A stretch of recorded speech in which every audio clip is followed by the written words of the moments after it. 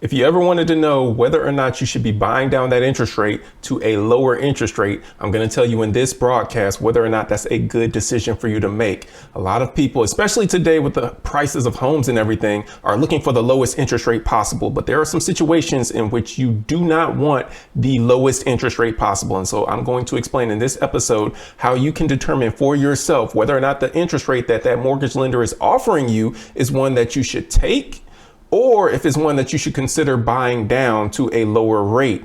And if you haven't competition, we'll say, between two different mortgage lenders, one offering you a really low rate, but they're having you pay discount points to get it, and another one that's offering you a higher rate with no discount points. I'm also going to tell you how you can determine for yourself whether or not you should take the lower rate or the higher rate, because guess what? You should not always take the lower rate. There are instances in which the lower rate will actually cost you more than the higher rate will. So we're going to dig into that. I'm gonna get my calculator up and running here, because we're going to go into the numbers so that you actually know how to calculate for yourself whether or not it's a good deal. So interest rates in general have prices associated with them. So there is one interest rate which in the mortgage industry we call the par rate. That's the rate that you can typically get, which means that it has no cost associated with it. For example, let's say that you go to a mortgage lender, to get approved for a mortgage, you ask them what the interest rates are, and they tell you that the par rate is going to be 7%. What that means is that you can get a 7% interest rate and not have to pay any additional money in discount points for that 7% interest rate. Now, if you wanted a 6% interest rate, you tell that mortgage lender 7% is too high. How much for me to get a 6% interest rate? They might come back and say, oh, for that 6% interest rate, it's going to cost you $8,000. And you're like, wow, okay, $8,000. So I'm going to show you how to figure out whether or not that's a good deal for you. Now, what you're going to start off with is the cost of how much that interest rate is going to be. So for our example here, to get that interest rate at a 6% interest rate, it's going to cost you $8,000 up front. So that $8,000, we're going to punch that into the calculator. We're going to divide that by how much you are going to save between the interest rate that you could get with no cost and the interest rate and the 6% interest rate that you're going to get that's going to cost you $8,000. So let's just say the difference between that 7% interest rate, which is par, and that 6% interest rate, let's say that the difference between those two interest rates is $200 a month. So you get the 6% interest rate, you save $200 a month on your monthly mortgage payment. So you take that $8,000 that it's going to cost you to get that 6% interest rate, and you divide that by 200. So as you can see in there, took that 8,000, divided it by 200, and you get, is that clear? Yeah, it's clear enough. You get 40, as you can see there at the bottom. So you get 40 when you take 8,000 divided by 200. Now that's 40 months. So if you want to see how much that is in years, you just take that 40 and divide it by 12, because there's 12 months in a year. That comes out to 3 1/3. So it's going to take you a little over 3 years and 3 months, basically 3 years, 4 months, somewhere in that time frame, in order to break even on buying down that interest rate. And by break even, I mean, if you were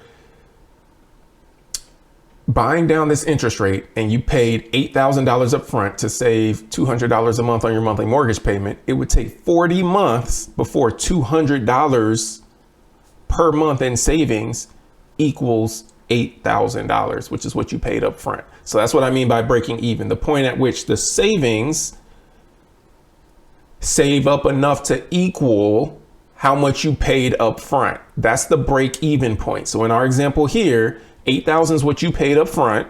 200 a month is what you're saving by paying that $8,000 up front. It's going to take you 40 months before you break even, meaning those savings equal what you paid up front.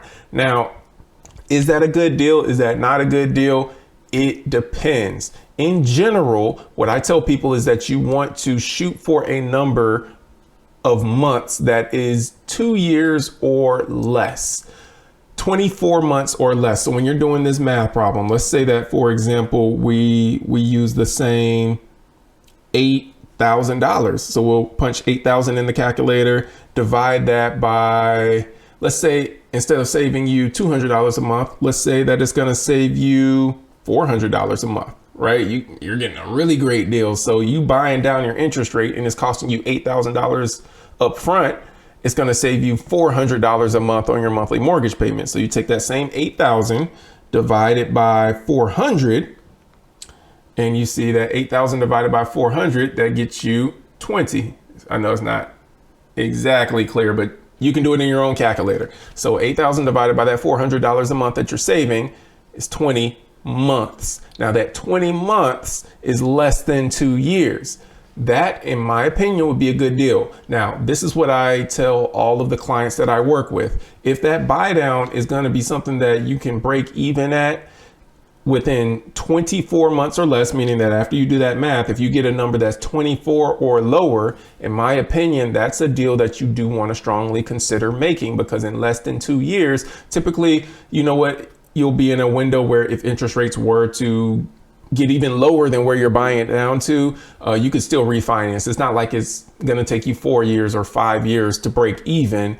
And now if interest rates were to drop in 1 year or 2 years, you can't refinance or you're losing money.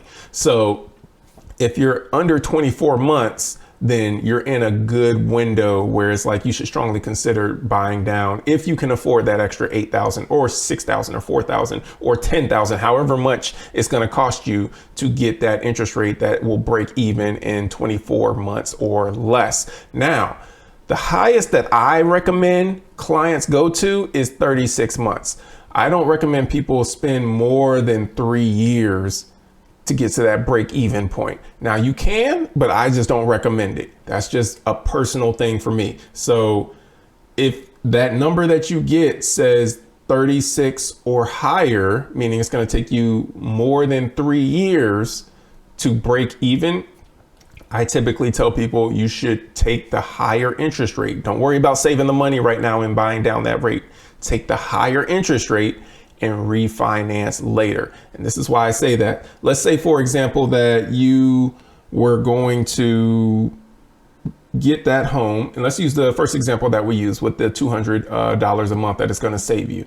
So you're going to save $200 a month. It's going to cost you, let's just say it's going to cost you $10,000 up front. So $10,000 divided by that $200 a month,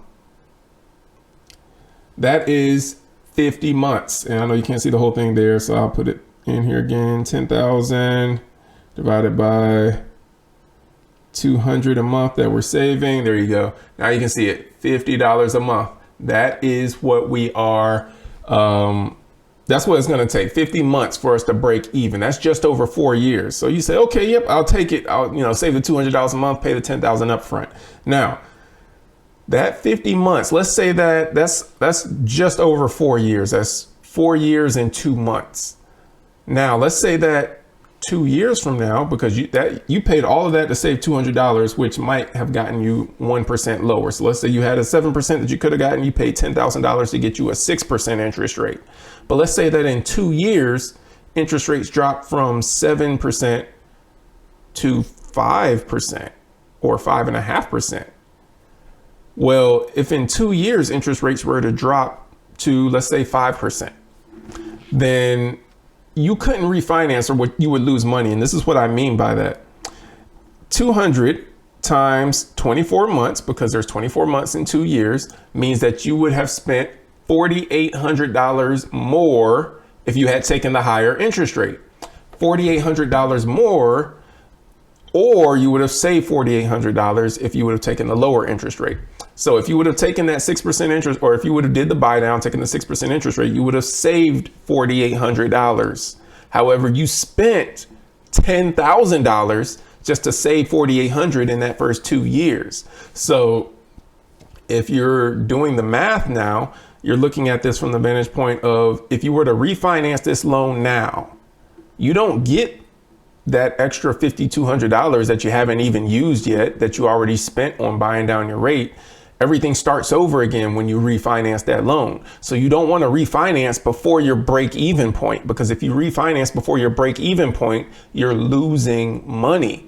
So this is an instance in which I say that, hey, if it's taking longer than 3 years, there's so much that can happen within interest rates within those 3 years. It's better off for you to just wait, because odds are, I believe that time is going to be on your side, that at some point within that next 18 months to 24 months, rates will drop and provide better opportunities for you to refinance. Because if you look at the cycles of interest rates, the cycles of the housing market, the cycles of just the economy in general, these cycles sometimes last a few years, maybe 2-year cycles, 18-month cycles, 3-year cycles.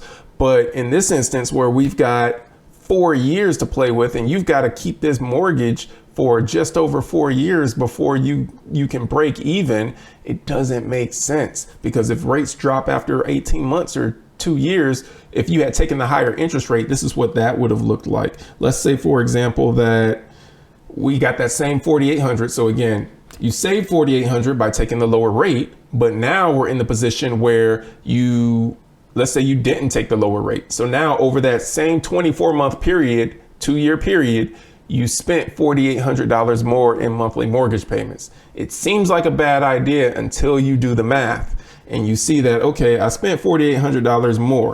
So $200 a month that you were saving times the 24 months, which is 2 years, that's $4,800 more that you spent by taking that higher mortgage payment. However, now after 2 years, interest rates have dropped to 5%. And that 5% is now par, meaning that you could get that 5% interest rate without having to pay any discount points to get it. So maybe you're only paying for your refinance now. And let's say the cost of your refinance is going to cost you $4,000 or $5,000 or $6,000, whatever it is. Now you're getting a 5% interest rate, utilizing the other half of that $10,000 that you didn't spend. You spent $4,800 in the extra mortgage payments, but you still have $5,200 remaining that you can put towards refinancing your home. And now you spend that money to refinance the home and you get a 5% interest rate for the remainder of your mortgage rather than having spent $10,000 up front to get a 6%. You see how that plays a difference. And what's the difference now of what you're saving between the 6% and the 5%? Let's say that's another $200 that you're saving on your mortgage payment right there. That means that by waiting, not only did you spend the same $10,000 as the person who spent it earlier, but now you're saving, after 2 years, you're saving $200 a month more because you waited, rather than now spending $200 a month more because you didn't wait and you spent the money too soon before you should have spent it to buy down that interest rate. Now, how are you going to know whether or not it's a good time? First of all, you're not going to know what's going to happen in the market. No one knows what's going to happen in the market. If anyone has that crystal ball, please let me know, because I would love to have a conversation with that individual. No one knows, not your best economist out there. They are all predictions. But in any case, you talking to a mortgage loan officer, a mortgage loan advisor, someone who can not just do a loan for you, but can advise you on the best route that you can take, is going to be the best advocate for you in guiding you in the right direction in terms of saying, hey, now is a good time for you to buy down this interest rate. Hey, you don't want to buy down interest rates right now. I know it's going to be tough. Take the higher rate. Come see me in another 1.5 to 2 years. We're going to refinance you into a lower rate, lower than what you can get right now for that same amount. And it's going to save you money for the remainder of that mortgage, rather than spending all that money now for a rate that's going to be higher than what you could get if you were to wait another 12, 18, 24 months. So a mortgage advisor is really going to be a great advocate or a great resource for you to talk to in that regard. But in any case, now you know how to do the math. You know how to take whatever it's going to cost you, whatever your interest rate is costing you, and divide that by how much you're actually going to be saving per month to find out how many months it's going to take. And if that number is 24 or less, then you know, hey, this is something I should strongly consider. But if it's more than 24, then you want to consider possibly waiting. And again, I personally don't recommend anyone go over 36. But one more thing that I did tell you I was going to tell you about rather before I close this broadcast out, and that is I was going to tell you about how to figure out rather to compare lenders. So you have lender A that's offering you a 6% interest rate. Lender A says, hey, I can get you a 6% interest rate.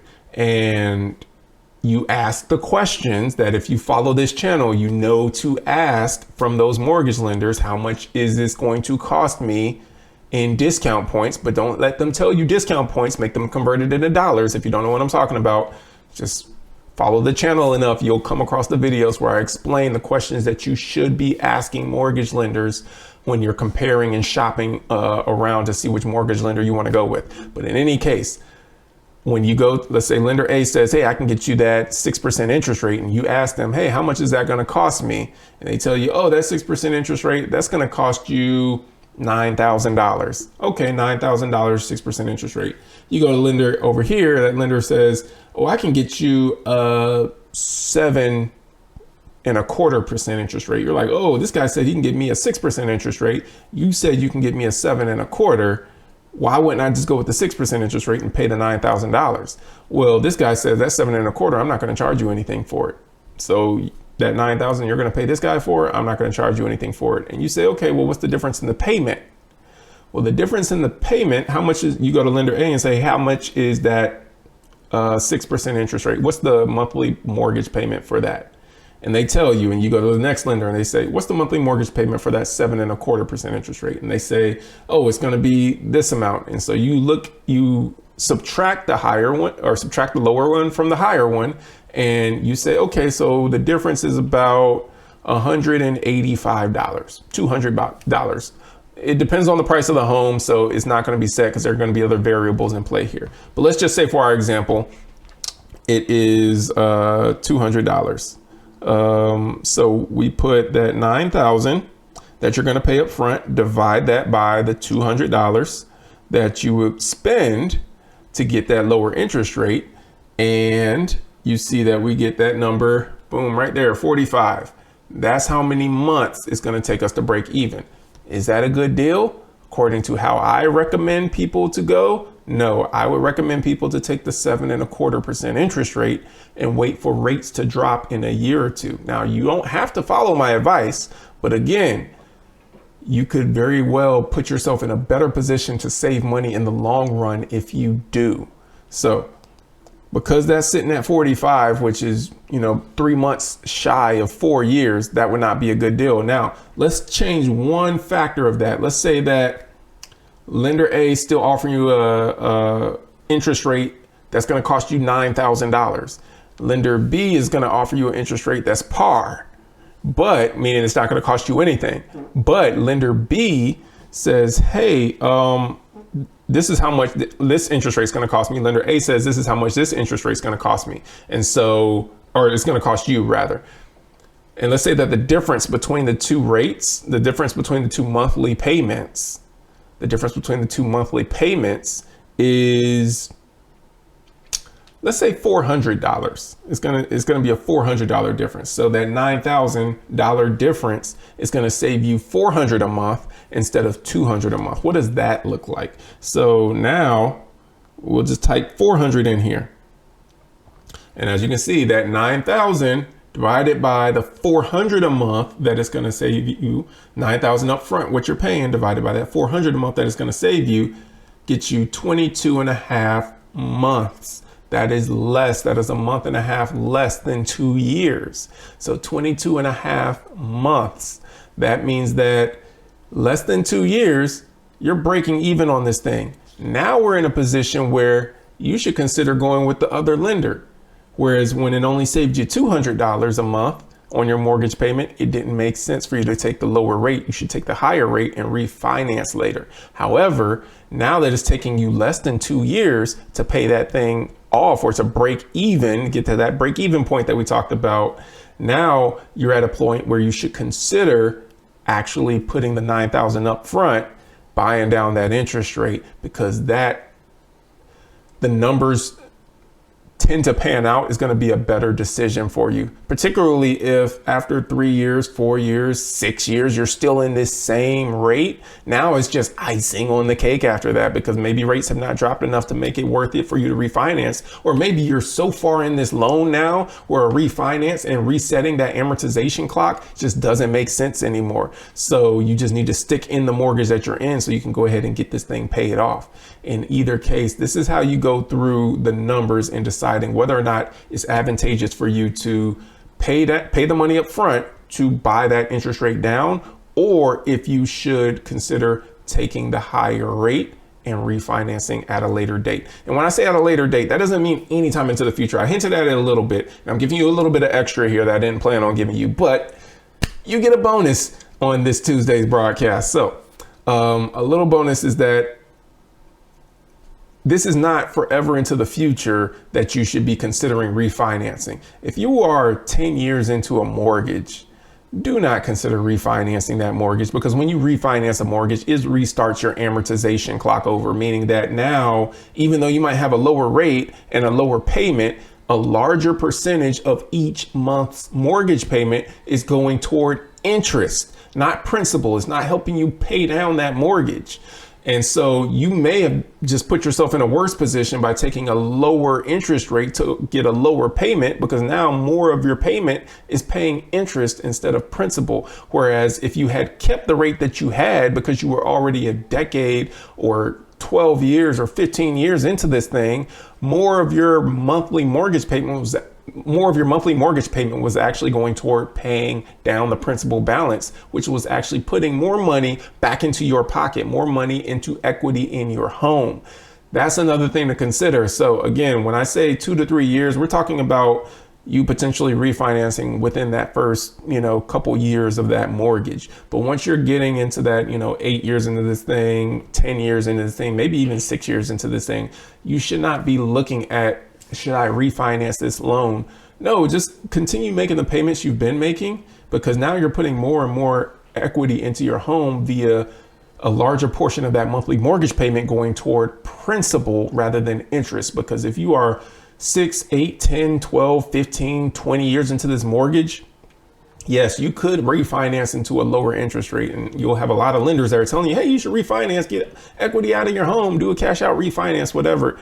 Don't listen to all of that noise. It's going to reset your amortization clock, meaning that now every month's mortgage payment is tricking you. You're like, oh, now my mortgage payment is lower. Yes, but whereas when you had a higher mortgage payment and maybe $500 out of each month's mortgage payment was paying down the principal balance of the loan, now you refinance, and now only $150 out of each month's mortgage payment is going to pay down the principal balance of the loan. And everything else, even though it's less of a total payment, most of that is all going toward interest to pay the lender. You want more of your money going toward equity. And if it costs you more, but that more that is costing you is going back into your pocket, equity in your home, then keep the rate that you have and just continue to pay it once you get outside of that 5-year, 6-year mark. Don't just continue to keep refinancing over and over and over again, because you're never going to get to that point to where you can get this thing paid off. So that's what I have for you. Gave you a little bit of extra there at the end, but hey, I love sharing all of the information I possibly can to help you make more informed decisions when it comes to your home ownership journey. As always, make sure you tune in on Fridays. I'm dropping another episode of the Greatest Asset Community Podcast. And as always, come back here next week, 7 p.m.